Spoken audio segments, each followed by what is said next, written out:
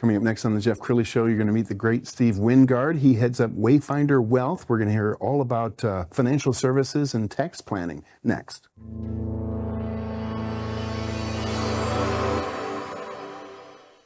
Many are predicting that the worst is yet to come, which is unfortunate, said one person here.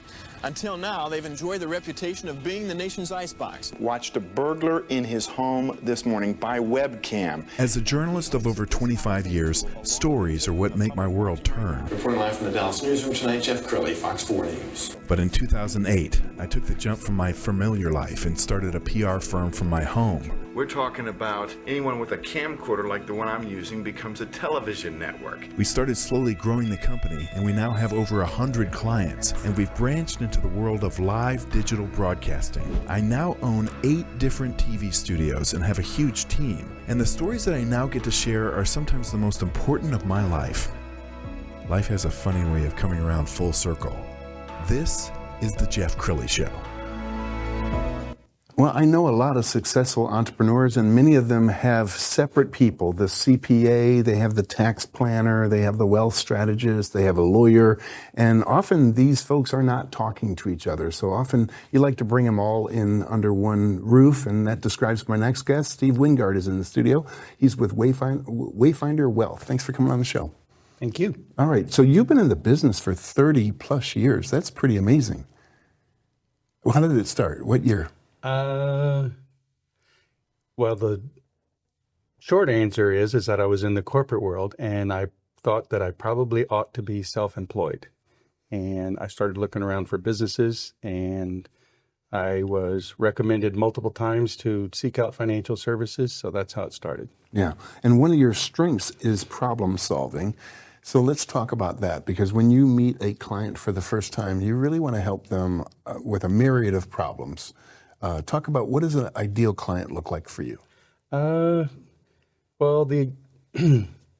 typically the person or the family has a more complicated balance sheet. That's usually one of the reasons why they look for somebody like us, is because they're either seeking organization, they're seeking higher level ideas because they've leveled out and they're not getting shown anything new, or they've risen to a tax complexity, either recurring tax or transaction tax.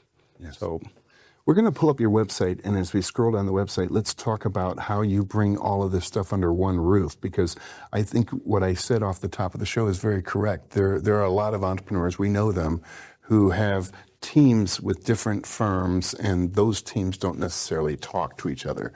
So let's talk about what you've brought together. So sometimes what we do is, in the case where we're working with somebody and they've got good people, then we're not replacing anybody. We're just adding communication and coordination. Yes. Okay. But in the circumstance where somebody needs an upgrade or they've outgrown, then we try to identify what is it that we're looking to do, and is that talent on our staff? If it's on our staff, then it's in-house. If it's not on our staff, then let's go looking for that person. And then we're doing a chemistry and a capabilities test with the client. Yes. We're going to pull up your dream team, because you have really assembled an amazing team of people. And as we scroll down this, there you are. And then let's talk about the others. Peter was the first person that I asked to join me when I started rebuilding. This is my third practice. And Peter's background was as a sitting CFO. And so the goal was to build out the framework of what we could do and who we are, and then start building pieces around that. So we're small, but we're a good team, and we have a lot of people behind us, including other organizations. Let's go back to the Dream Team page and then scroll down just a little bit and tell us about some of the others. Tony and I have worked together for over 15 years. Tony's background is in various levels of planning. So Tony is a high-level planner. Mike has been in the corporate space for a number of years. He serves as our senior planner. Marnie is the get stuff done person, okay? And everybody loves her, and that's the type of person, when they talk to her, they go, now tell me again why I'm talking to you. Joseph runs all things insurance. So I think that's perfect. And there's one more on there, Shelley. let's pull that back up. Well, she may not be. I don't know if Shelley's on. If she's not on the webpage, then we need to add her. We need to fix that. We need to fix that. Apologies to Shelley. We're going to add that after this show. Financial services, when we talk about financial services, there's somebody on every street corner in Dallas. And so it seems to me that the attention to detail, they're buying the strategy piece, they're buying the team piece. It's not just anybody can do your taxes, anybody can do CPA work, but it's having a comprehensive team that can say, okay, well, if we do this, this will affect this. Talk a little bit about like how the pieces work together to serve your client. Well, I was going to say yes. You just said coming up with that plan, but financial planning is like flying an airplane. You're rarely correct, right? You get on the right path and you're on the right path for a moment and then something changes. Yes. Okay. So it's this should be this constant process of evolving. Okay.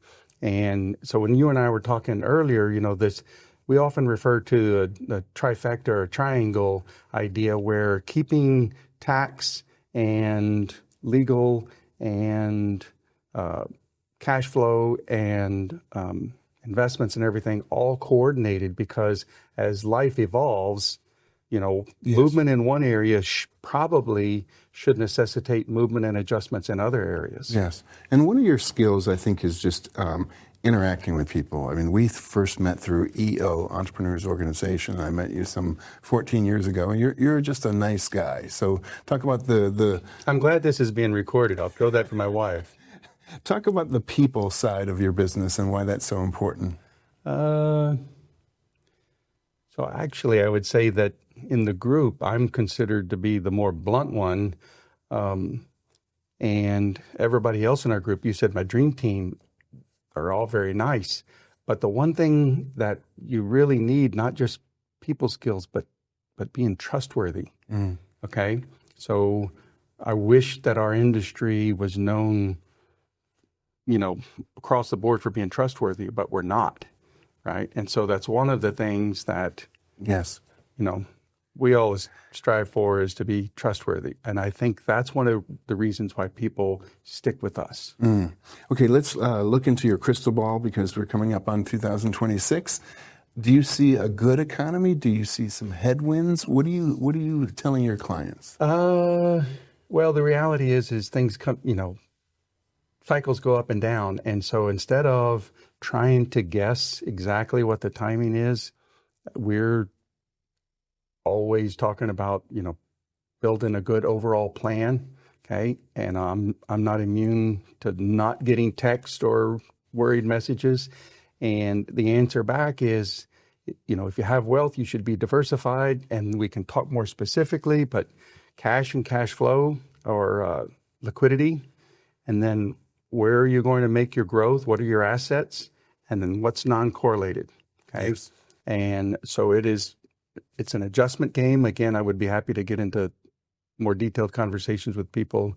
But yeah, it's something that you should be continuously looking at.